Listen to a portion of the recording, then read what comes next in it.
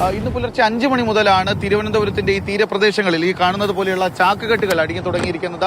ഈ വിഴിഞ്ഞം തുറമുഖം തൊട്ട് പുഴിയൂർ വരെയുള്ള തീരങ്ങളിലാണ് ഇത്തരത്തിൽ ഈ ചാക്കുകെട്ടുകൾ വലിയ രീതിയിൽ കരയ്ക്കടിഞ്ഞിരിക്കുന്നത്. ഇപ്പോൾ നമ്മൾ ഈ കാണുന്നത് ഇവിടെ നമ്മോടൊപ്പം ഉള്ളത് ഈ മത്സ്യത്തൊഴിലാളി ഫെഡറേഷന്റെ ഒരു നേതാവ് കൂടിയാണ്, കൃഷ്ണദാസ് ആണ്. ചേട്ടാ, ഇത് എത്രത്തോളം ദൂരമാണ് ഈ ചാക്കുകെട്ടുകൾ അടിഞ്ഞിരിക്കുന്നത്? ഇത് വിഴിഞ്ഞം മുതൽ പൊഴിയൂര് വരെയുള്ള ഭാഗങ്ങളിലെല്ലാം ഈ സാധനം അടിഞ്ഞുകൂടിയിരിക്കുകയാണ്. തീരത്ത് തന്നെ ക്രിസ്റ്റൽ രൂപത്തിലാണ് കിടക്കുന്നത്.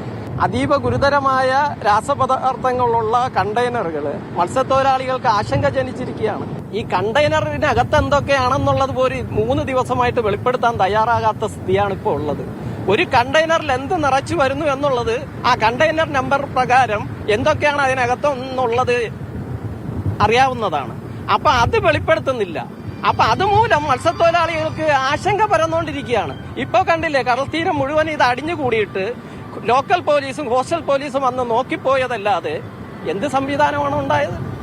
അതുകൊണ്ടാണ് നമ്മൾ ആവശ്യപ്പെടുന്ന കേന്ദ്ര സംസ്ഥാന സർക്കാരുകൾ എത്രയും വേഗം ഈ കാര്യങ്ങളിൽ ഇടപെടണമെന്നുള്ളത്.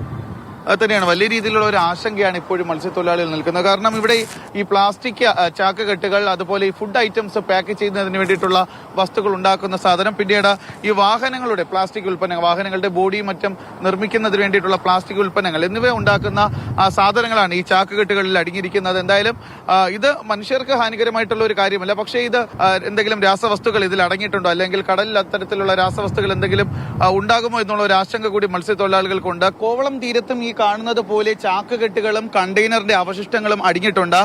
ഇന്നലെ തുമ്പയിലൊക്കെ കണ്ടതുപോലെ തന്നെ ഈ തീരപ്രദേശത്താകെ ചെറിയ തരികളായിട്ടുള്ള പ്ലാസ്റ്റിക്കിന്റെ അവശിഷ്ടങ്ങൾ, പ്രത്യേകിച്ച് ഈ പോളിയെത്തിലീനും പോളിപ്രൊപ്പലീനും പോലെയുള്ള സബ്സ്റ്റൻസ്, അതെല്ലാം ഇവിടെ അടിഞ്ഞു കൂടിയിട്ടുണ്ട്. നമ്മൾ ഈ കാണുന്നത് പോലെ തന്നെ ചാക്കുകെട്ടുകൾ ഇപ്പോഴും ഇങ്ങോട്ടേക്ക് ഒഴുകിയെത്തിക്കൊണ്ടിരിക്കുകയാണ്. വിഴിഞ്ഞം തീരത്ത് എവിടെ നിന്നാണോ ഈ പോർട്ടിൽ നിന്ന് കണ്ടെയ്നറുകൾ പോയത്, അതേ സ്ഥലത്തേക്ക് തന്നെ ഈ കണ്ടെയ്നർ തിരിച്ചെത്തിയ ഒരു കാഴ്ച വിഴിഞ്ഞത്ത് കണ്ടതാണ്. ഞങ്ങൾ രാവിലെ സ്റ്റാപ്പ് ഓപ്പൺ ചെയ്തപ്പോൾ 6 മണിയായി.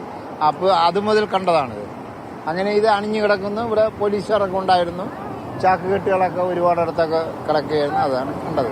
പോലീസ് വന്നിട്ട് എന്താണ് പറഞ്ഞത്? പോലീസ് ജസ്റ്റ് ലുക്ക് ചെയ്ത് അവർ നോക്കിയിട്ട് പോയി. അങ്ങനെ ഇവിടെ പോലീസിനൊക്കെ ഇവിടെ ഇട്ടിട്ടുണ്ടായിരുന്നു.